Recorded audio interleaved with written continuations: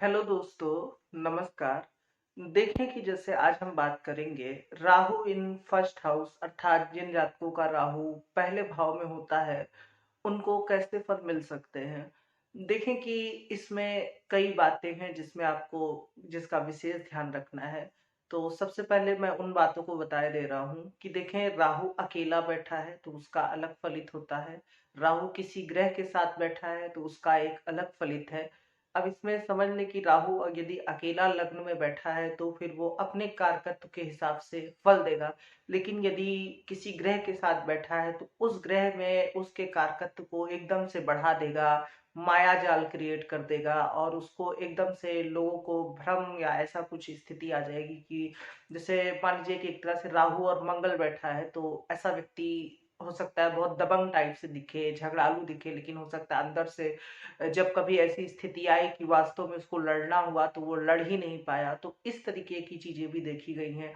इसी तरीके से यदि राहु जैसे कि मिथुन का है या फिर वो वृषभ का है, जितनी भी वायु तत्व या पृथ्वी तत्व की राशियां हैं तो इनमें राहु के करकत्व बढ़ जाते हैं, ऐसा बताया गया है।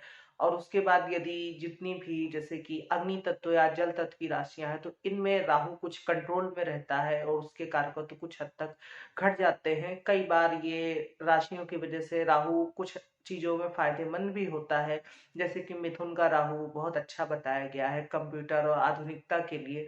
तो इस तरीके से भी आपको थोड़ा सा समझना होगा कि किस राशि में, जैसे धनु में राहु के कारकत्व तो काफी हद तक कंट्रोल में हो जाते हैं। अब बात करते हैं कि जैसे राहु यदि अकेला लग्न में हो तो वो किस तरह के फल दे सकता है। देखें कि यहाँ पे सारी चीजें सही हैं। अगर टू द पॉइंट बात की जाए तो व्यक्ति का दिमाग थोड़ा सा फिरा हुआ रहता है। दिमाग फिरा हुआ से अर्थ है कि उसको व्याकुलता बहुत होती है, व्यक्ति जिज्ञासु होता है। ऐसे लोग शार्प माइंडेड होते हैं, लेकिन ऐसे लोग को मतलब मेरी राय रहेगी कि बहुत जल्दी ऑफिशियली कुछ चीजें नहीं करनी चाहिए, क्योंकि राहु ऑफिशियली को पसंद नहीं करता है। ऑफिशियली का अर्थ है कि जब तय हो जाना, जब भी कभी आप जैसे कि कुछ तय करने जाते हैं, जैसे मान लीजिए कि आप कोई कार्य कर रहे हैं, आपको बहुत अच्छा लग रहा है, फिर आपने सोचा कि अब आप इसी लाइन में जाएंगे और आपने तय किया कि आपको ऐसा करना ही है, तब वो चीज उसके बाद से बिगड़ जाएगी या फिर वो चीज उतना अच्छा नहीं रहेगी। जैसे कई बार ऐसा होता है कि मान लीजिए कि कोई आपके मित्र है या फिर कोई गर्लफ्रेंड है या फिर किसी गर्लफ्रेंड का कोई बॉयफ्रेंड है, तो जब तक आप लोग दोस्त थे तब तक सारी चीजें ठीक थी, लेकिन जैसे ही आपने शादी करने का तय किया तो फिर वो चीजें बिगड़ गई। या फिर आप पढ़ने में बहुत अच्छे थे और सब कुछ ठीक था, लेकिन एग्जाम में वो रिजल्ट नहीं आया जैसा लोग आपसे एक्सपेक्ट कर रहे थे या फिर आप स्वयं से एक्सपेक्ट कर रहे थे। तो हमेशा ध्यान रखिए कि राहु कारक है इनफॉर्मल का, मतलब कि अनऑफिशियल चीजों का, कि पीछे से रह करके और उसको करना। मतलब आपको इन चीजों पे हमेशा ध्यान देना चाहिए कि कोई कार्य आप ऐसा करें जो तय ना हो, जहाँ पे पेपर वर्क ना लगता हो बहुत ज्यादा, कि आपका नाम लिखा जाए कि हाँ ये ऐसे है, तो वो आपको ज्यादा फायदेमंद दे सकता है। क्योंकि कॉन्टिन्यूसली आपको स्वयं भी पता होगा कि आपसे बन नहीं पाती है, आपको इधर उधर का ज्ञान होते होते काफी ज्ञान हो जाता है, लेकिन जब कहा जाए कि आप किसी चीज को या किसी जगह टिक करके स्थिर होकर कार्य कीजिए तो वो आपसे नहीं हो पाता है। राहु एक तरह से जहाँ सूर्य बैठा होता है, ऐसा भी बताया गया है कि चूंकि सूर्य लग्न का कारक है और वहां पे राहु का बैठना एक तरह से सूर्य को ग्रसित करता है, तो सूर्य जिस भाव में बैठा होता है वहां के कुछ कारकत्व को भी राहु डैमेज करता है, ऐसा कई चार्ट में देखने को मिलता है। देखें कि राहु एक तरह से आपके धुएं का कारक है, संध्या का कारक है, दो समय के मिलने का कारक है, माया का कारक है, भ्रम का कारक है, आधुनिकता, टेक्निकल युग, कंप्यूटर और जितना भी इल्यूजन होता है, व्यक्ति की कल्पनाएं, अकाल कल्पनाएं, जितनी भी व्यक्ति दूर तक कल्पनाएं कर सकता है, इन सब चीजों का कारक होता है राहु। तो ऐसा व्यक्ति कई बार वो खूब मुंगेरी लाल के हसीन सपने देखता है, लेकिन जब उसको करने की बारी आती है तो उससे कुछ हो नहीं पाता है, ये देखा गया है।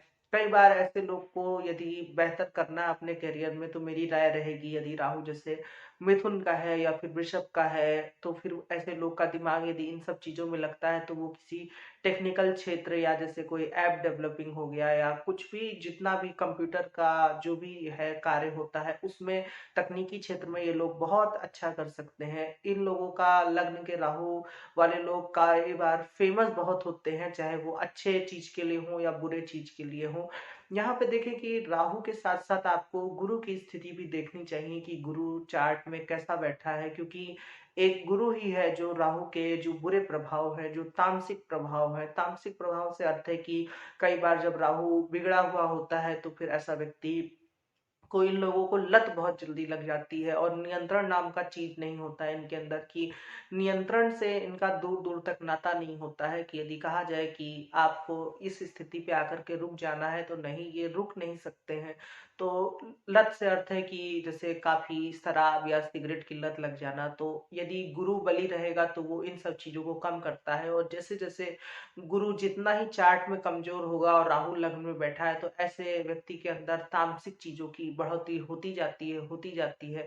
ऐसे लोगों को मेरी राय रहेगी कि वो भगवान विष्णु की पूजा किया करें तो इनको काफी राहत रहेगी। या फिर कभी कोई, जैसे कि इसका एक और टोटका या उपाय समझ लीजिए, ये है कि जैसे कोई सपेरा है तो आप उसको पैसे दे करके खुद देखते हुए सांप कह दे कि वो छोड़ दे, तो फिर वो उसकी वजह से वो सांप की जो दुआ है वो आपको लग जाएगी, तो उसकी वजह से भी राहु थोड़ा सा शांत रहता है। बाबा भैरव की पूजा करने से भी राहु शांत रहता है, तो इन सब उपायों को आप अपना सकते हैं। देखें कि राहु कई बार जैसे कि बहुत ज्यादा भ्रमण भी देता है, जो लोग अनयूजुअल ट्रेवल करते हैं या जो लोग फॉरेन जाकर के बसना चाहते हैं उसके लिए भी ये राहु बहुत अच्छा बताया गया है। यदि लग्न में राहु बैठा हो तो लग्न का राहु एक तरह से व्यक्ति खुद ही डिसाइड नहीं कर पाता है कि उसको क्या करना है, क्या उसके लिए सही रहेगा। ऐसे व्यक्ति को बस कभी वो इधर जा रहा है, कभी वो इधर जा रहा है, उसको कुछ समझ में नहीं आता है। लेकिन वही है कि ऐसे व्यक्ति की बुद्धि बहुत अच्छी होती है। यदि आप किसी के साथ जुड़ करके काम करें और धोखेबाजी, चालाकी, इन सब चीजों को यदि आप नियंत्रण में रखें तो आप बहुत अच्छा कर सकते हैं। देखें कि इसमें आपको कुछ विशेष चीजों का ध्यान रखना है कि बहुत ज्यादा जैसे कि अनैतिक संबंध, तामसिक क्रियाएं, जुआ, शराब, इन सब की लत, ऐसे तो कहना बहुत आसान है लेकिन जिनको लत होती है वो तो दुनिया जानती है कि छुटाते नहीं छूटती है। लेकिन फिर भी यदि आप चाहते हैं कि राहु आपको शुभ फल दे और जीवन में आपके बहुत ज्यादा चीजें तहस नहस ना हो, तो इस चीज को आपको सुधारना होगा, इस चीज पे आपको नियंत्रण रखना होगा। राहु के जो कारकत्व आज के समय में आवश्यक है, आप यदि उनको अपनाएंगे अपने जीवन में तो वहां पे राहु को भी सेटिस्फेक्शन रहेगा और आपको भी सेटिस्फेक्शन रहेगा। तो राहु, जैसे मैंने बताया कि आप कोई ऐसा कार्य चुन सकते हैं जहां पे आपको कई बार भ्रमण करना हो, इधर उधर जगह जगह पे जाना हो, नए लोगों से डीलिंग करनी हो। ऐसे लोग बहुत अच्छे सेल्समैन होते हैं जो काफी किसी सामान को बेचना जानते हैं, बहुत अच्छे व्यापारी भी होते हैं ऐसे लोग।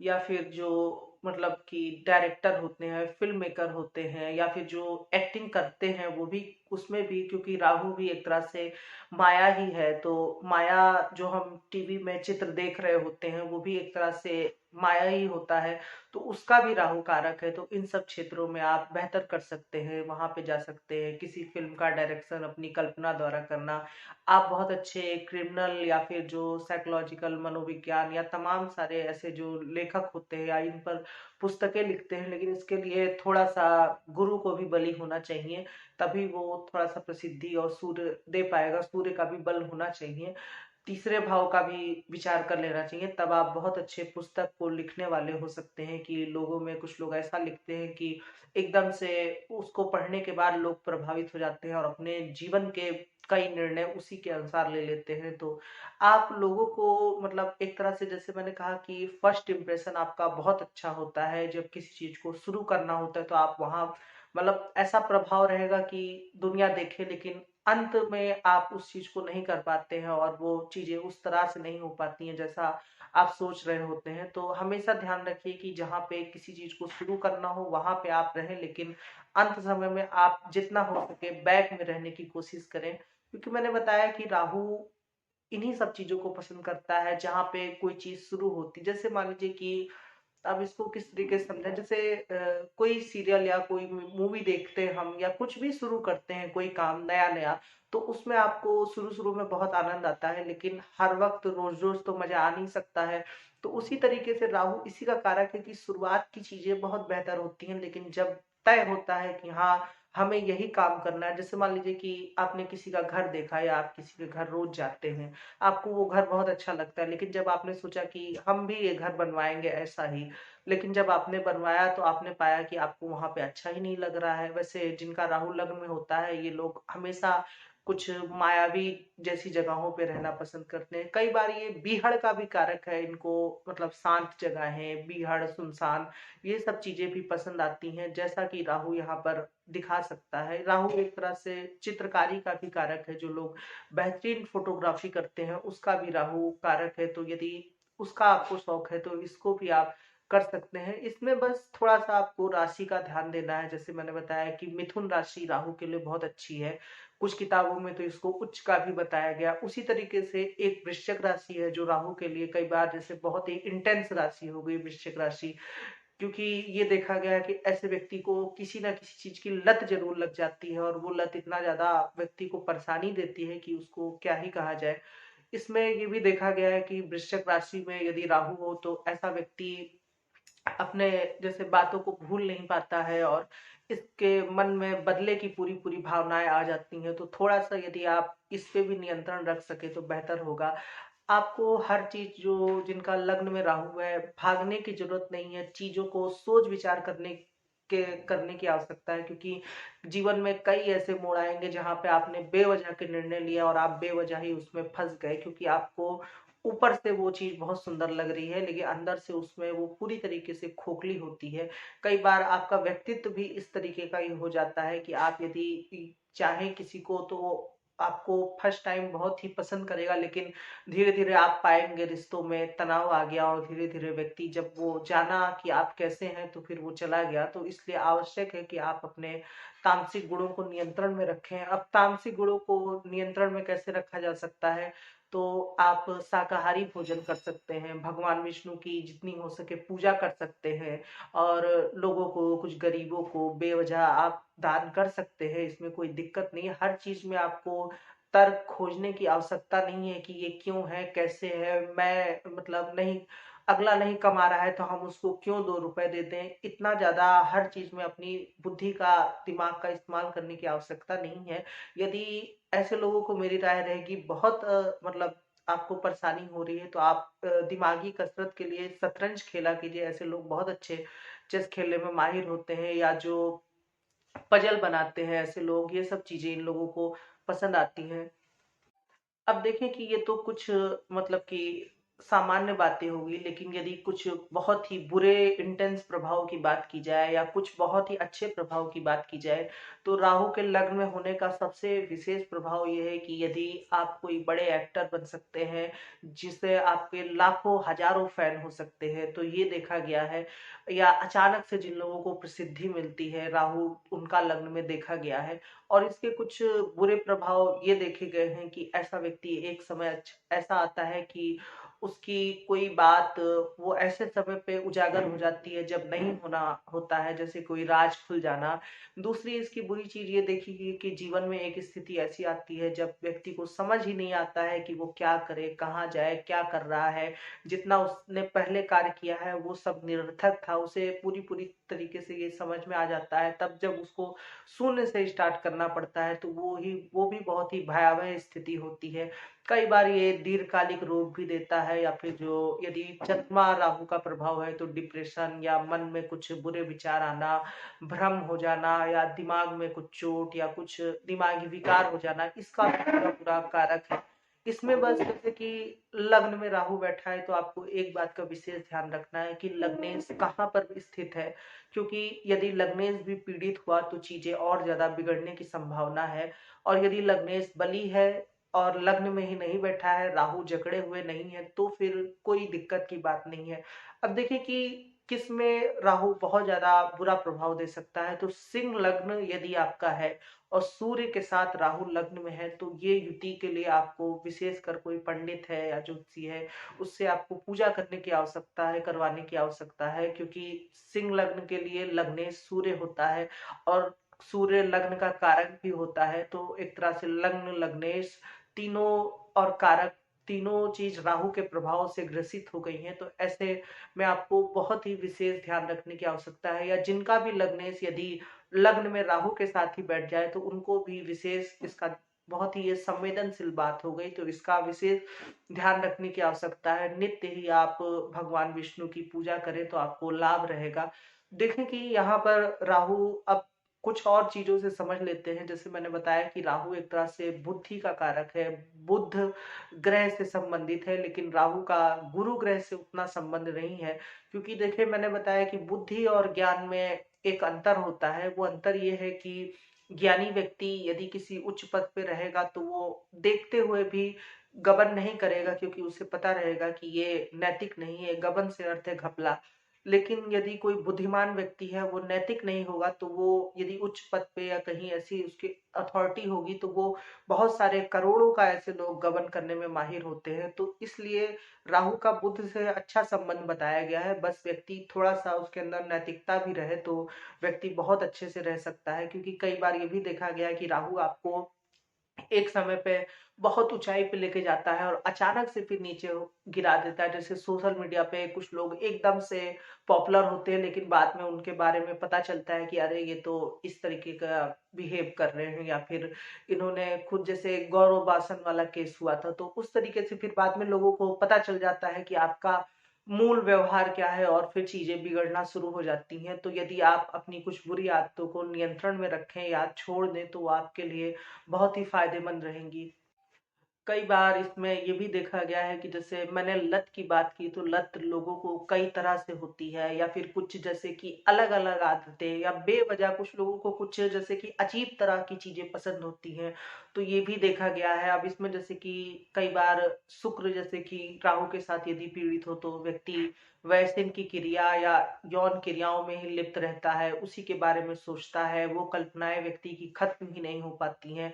कई लोगों की तो ये समस्याएं ही रहती हैं कि वो मतलब कई, मैंने ऐसे सुना है कि उनको इसका विचार उनके मन से जाता ही नहीं है। लेकिन टीनेजर्स के साथ अमूमन ऐसा होता है। लेकिन यदि आपकी उम्र जैसे 18 से 22 या 25 वर्ष की है और राहु यदि लग्न में है, तो आपके साथ ये ज्यादा ही आपकी कल्पनाएं या अपोजिट जेंडर की तरफ आकर्षण पूरी पूरी संभावना है कि बढ़ जाए। और लेकिन फिर भी मेरी राय रहेगी कि आप नियंत्रण में रखें स्वयं को और किसी भी अपराध को, क्योंकि अपराध का जन्म ही विचार से होता है। और राहु भी एक तरह से व्यक्ति को, अपराध सबसे पहले तो समझे कि कौन करता है। अपराध वही करता है जिसको पता नहीं होता है कि नैतिकता क्या है।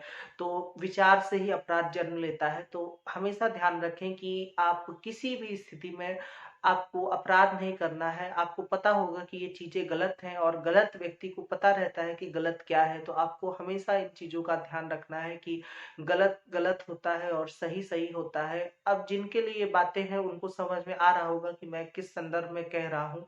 बाकी ऐसा नहीं है कि राहु यदि लग्न में हो तो वो एकदम से खराब फल देगा। राहु, मैंने बताया ना कि यदि वो धनु का है या फिर वो मीन का है, मीन में ऐसे लोग थोड़ा सा कल्पनाशाली ज्यादा हो जाते हैं। लेकिन फिर भी राहु कई बार बहुत अच्छे फल भी देता है। जैसे कि आप, कुछ लोग होते हैं जो टेक्निकल क्षेत्र में मतलब नई चीजें खोजते हैं, उनके नाम से ही, जैसे आपने किसी गेम का आविष्कार कर दिया, या आपने कुछ जैसे मोबाइल का आविष्कार होना, कितनी ये मतलब कितनी महत्वपूर्ण चीज थी कि लोगों के हाथ में ऐसा डिवाइस दिया जाए कि उससे लोग कहीं से भी बात कर सकें। अब हो सकता है कि इसका कुछ गलत इस्तेमाल होने लगे, लेकिन आप कुछ ऐसा भी, कोई थ्योरी या कुछ ऐसा आप खोजकर्ता होते हैं, ऐसे लोग वैज्ञानिक भी होते हैं, यदि बुद्ध का सहयोग मिल जाए तो आवश्यक नहीं है कि राहु लग्न में बैठे तो हमेशा खराब फल ही दे। लेकिन हाँ, ये बात है कि यदि आप, जैसे कि जीवन में जैसे बहुत लोग बहुत बड़े बड़े होते हैं, लेकिन उनके जीवन में भी राहु का प्रभाव रहता है। सडन उनके साथ कुछ ना कुछ ऐसा हुआ करता है। राहु के लग्न में होने वाले व्यक्ति को कई तरह की भाषाएं भी आती हैं। वो मतलब कि ऐसा भी हो सकता है कि आपको दूसरी भाषा सीखने में कोई उतनी दिक्कत ना आए, ये भी देखा गया है। तो हमने बात की कि राहु यदि लग्न में हो तो किस तरह के फल दे सकता है। आशा करता हूँ कि आपको ये वीडियो अच्छा लगा होगा। यदि अच्छा लगा है तो आप मेरे वीडियो को लाइक कर सकते हैं और मेरे चैनल को जरूर से सब्सक्राइब करें। आज के लिए इतना ही रखते हैं। धन्यवाद।